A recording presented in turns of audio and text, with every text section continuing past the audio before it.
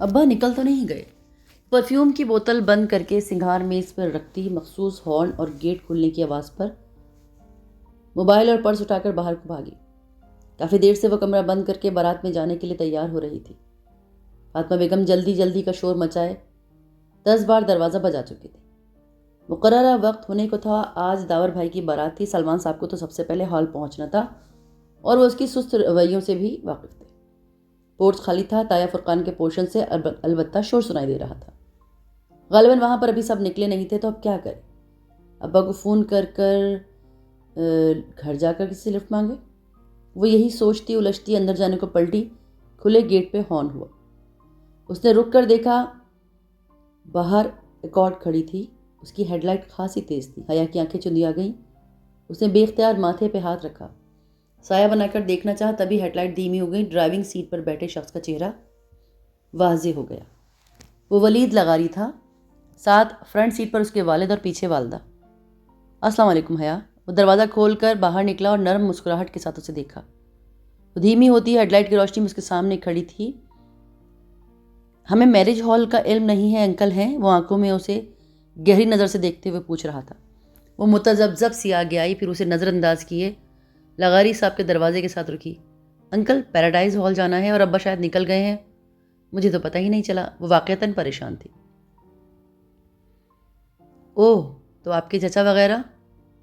وہ ابا سے پہلے جا چکے ہیں۔ ٹھہریں، ابا زیادہ دور نہیں گئے ہوں گے، میں نے واپس۔ ارے وہ کیوں واپس آئیں گے؟ ان کا جلدی پہنچنا ضروری ہے۔ آپ ہمارے ساتھ آؤ بیٹا، ہمیں بھی وہیں جانا ہے۔ ہاں بیٹا آؤ۔ مسز مہناز لغاری نے اپنی طرف کا دروازہ کھولا اور دوسری طرف ہو گئی۔ وہ چند لمحے تذبذب میں کھڑی رہی۔ اگر ابا کا انتظار کرتی تو آدھا فنکشن تو نکل جاتا، اور ان کے ساتھ جاتی۔ ابا برا تو نہیں مانیں گے، یہ تو یقین تھا اسے۔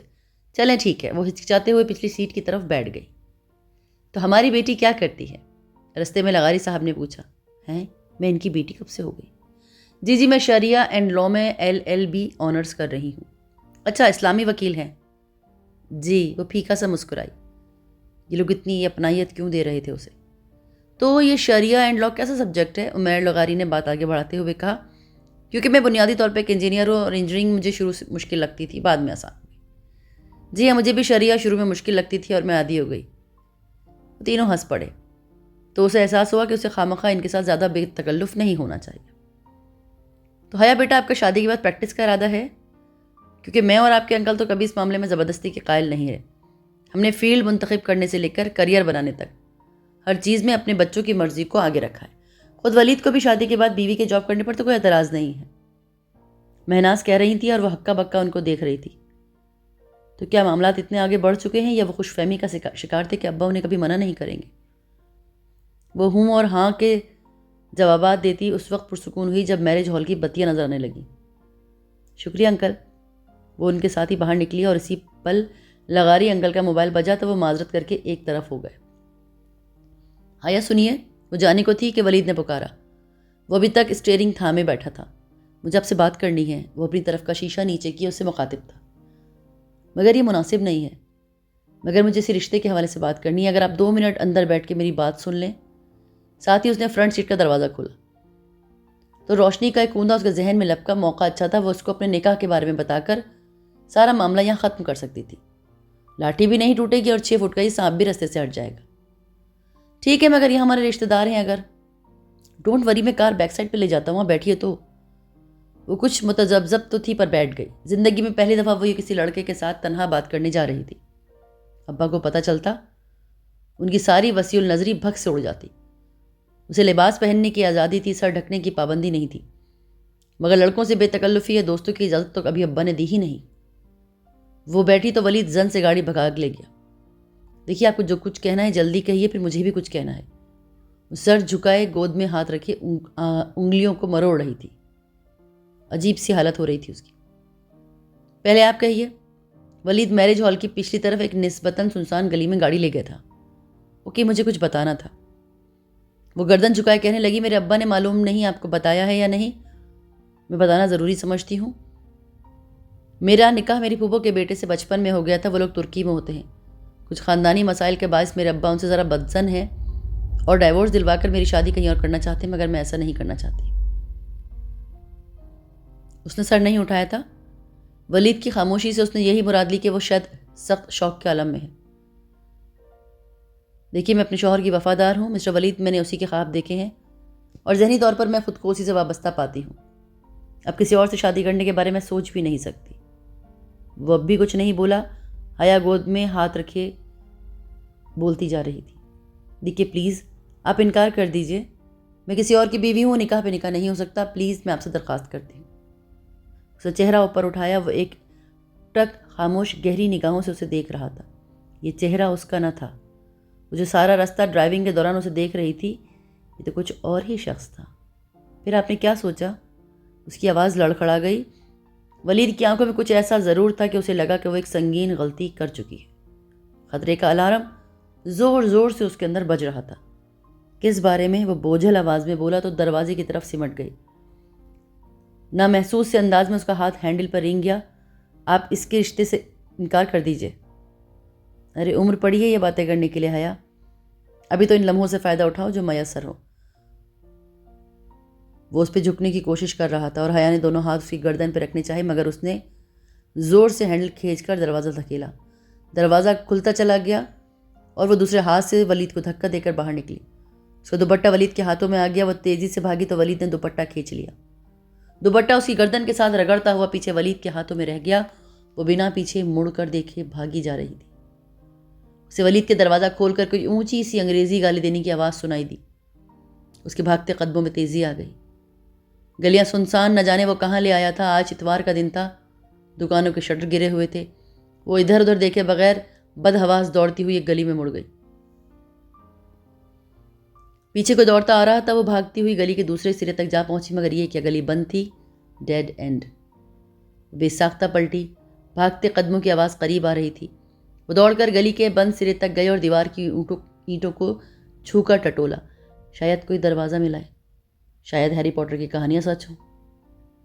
کیوں بھاگتی ہو؟ مسرور سے انداز میں کسی نے پیچھے سے کہا تو گھبرا کے پلٹی۔ ولید سامنے سے قدم قدم چلتا آ رہا تھا۔ اس کے لبوں پر فاتحانہ مسکراہٹ تھی۔ وہ نڈھال سی دیوار سے لگ گئی۔ اس کا دوپٹہ تو وہیں رہ گیا تھا، اب بغیر آستینوں کے جھلکتے بازو اور گلے کا گہرا گھاٹ۔ اس نے بے اختیار سینے پہ ہاتھ لپیٹے۔ مجھے جانے دو، اس کی آواز بھر آ گئی۔ پہلی دفعہ یہ غلطی کی اور اتنی بڑی سزا؟ کیسے جانے دوں؟ پھر تم نے ہاتھ تھوڑا ہی آنا ہے۔ وہ چلتے چلتے سے چند قدم کے فاصلے پر آ کھڑا ہوا اور دور لگے اسٹریٹ پول کا بلب اس کے پیچھے چھپ گیا۔ پلیز میں ایسی لڑکی نہیں ہوں۔ اچھا تو کیسی لڑکی ہو؟ لفٹ تو لے لی مجھ سے، مگر شادی نہیں کرنا۔ تبھی گاڑی میں اتنی بے رخی دکھا رہی تھی۔ وہ اس کے سامنے آ کے رکا۔ پلیز، وہ ہولے ہولے لرز رہی تھی۔ اس کی ہمت نہیں تھی کہ اب وہ اس کو دھکا دے پاتی۔ تبھی اس نے زور سے کسی ضرب لگنے کی آواز سنی اور ولید کی کرا۔ اس نے دھیرے سے آنکھیں کھولی۔ ولید چکرا کر نیچے گر رہا تھا اور اس کے پیچھے کوئی کھڑا تھا۔ شوخ نارنجی سی شلوار قمیض میں ملبوس، میک اپ سے اٹا چہرہ لیے، وہی اس روز والا خواجہ سرا ڈالی۔ اس کے ہاتھ میں ایک فرائنگ پین تھا جو اسے شاید ولید کے سر پہ دے مارا تھا۔ وہ ساکت ہو کر اس کو دیکھ رہی تھی۔ ڈالی نے پاؤں سے ایک ٹھوکر ولید کو ماری تو اس کا بے ہوش وجود ذرا پرے ہو گیا۔ وہ 2 قدم آگے بڑھا، عین حیا کے سامنے رکا۔ اس کے سلور چمکیلے آئی شوٹ سے اٹی آنکھوں میں ایسی کاٹ تھی کہ وہ سانس روکے اسے دیکھتی رہی۔ اس نے ہاتھ بڑھایا، حیا کو گردن کے پیچھے سے دبوچا، یوں کہ گدی پہ گرے بال بھی اس کی گرفت میں آ گئے۔ ڈالی کے ہاتھ اور حیا کی گردن کے درمیان صرف بال تھے، پھر بھی اس نے ہاتھ کا کھردراپن محسوس کر لیا تھا، لیکن لبوں سے کرہ نہ نکل سکی۔ اس کو گردن سے یوں ہی دبوچے ڈالی نے ایک جھٹکے سے آگے دھکیلا۔ وہ بے اختیار کھانسی، مگر ڈالی کی بے رحم گرفت ڈھیلی نہ پڑی۔ وہ اسے اسی طرح پکڑے اپنے آگے دھکیل کر چل رہا تھا۔ وہ لڑکتے قدموں سے چل رہی تھی۔ گلی کے آغاز تک جہاں سے وہ آئی تھی وہ اسے لے گیا، پھر مخالف سمت میں مڑ گیا۔ سامنے میرج ہال کا پچھلا حصہ تھا۔ وہ اسے اسی طرح گیٹ تک لے آیا اور جھٹکے سے چھوڑ دیا۔ حیا کو لگا اس کی گردن ایک کھردرے توق سے دور ہو گئی۔ اس نے اب غور سے ڈالی کو دیکھا۔ وہ غصے سے لب بھیچے تلخ کاٹدار نگاہوں سے اسے دیکھ رہا تھا۔ حیا کی آنکھوں سے آنسو گرنے لگے۔ اسے لگا وہ اب کبھی نہیں بول پائے گی۔ دفتن ڈولی نے اپنی گردن سے لپٹا نارنجی دوپٹہ کھینچا اور اس پہ اچھال دیا۔ دوپٹہ اس کے سر پہ آن ٹھہرا اور پھر سلکی بالوں سے پھسلتا شانوں پہ ڈھلک گیا۔ ڈالی چپتی ہوئی نظروں سے اسے دیکھتے ہوئے بولا، بے حیا۔ اس کے لہجے میں برچھی کی کاٹ تھی۔ وہ پلٹ گیا۔ وہ خواجہ سرا کو بھیگی آنکھوں سے دور جاتے دیکھتی رہی۔ نارنجی دوپٹہ اس کے کندھوں سے پھسل کر قدموں میں گرا تو وہ چونکی، جھک کر دوپٹہ اٹھایا۔ ریشمی بھڑکیلا نارنجی دوپٹہ جس پہ سستا سا گولڈن ستاروں کا کام تھا۔ وہ کبھی اپنی ماسی کو بھی ایسا دوپٹہ نہ دیتی، مگر آج اس نے اچھے طریقے سے خود کو اس دوپٹے میں لپیٹ لیا تاکہ پہچانی نہ جائے، اور پچھلے گیٹ کی طرف بڑھ گئی۔ ہال میں جانے کے بجائے وہ باتھ رومز کی طرف آئی اور اپنا حلیہ درست کیا۔ رونے سے کاجل بہہ گیا تھا، بال بکھرے تھے، موبائل اس چھوٹے سے کلچ میں تھا جو اس نے سارے عرصے اپنے ہاتھ میں دبوچ رکھا۔ شکر ہے اندر فنکشن اپنے عروج پہ تھا۔ اسٹیج پہ دلہا دلہن، رشتہ دار، کزنز، دوستوں کے جلووں میں مسکرا رہے تھے۔ سونیا بھابھی بھی بہت اچھی لگ رہی تھی، داور بھائی بھی۔ ارم فیروزی فراک میں چہکتی ادھر گھوم رہی تھی۔ اصولاً تو اسے بھی وہاں ہونا چاہیے تھا، مگر وہ ایسی ذہنی حالت میں نہ تھی کہ 2 قدم بھی چل پاتی۔ سو بے دم سی آخری نشست پہ گری، بے حیا بے حیا اور بے حیا۔ ڈولی کے الفاظ کی بازگشت ہتھوڑے کی طرح اس کے دماغ پہ برس رہی تھی۔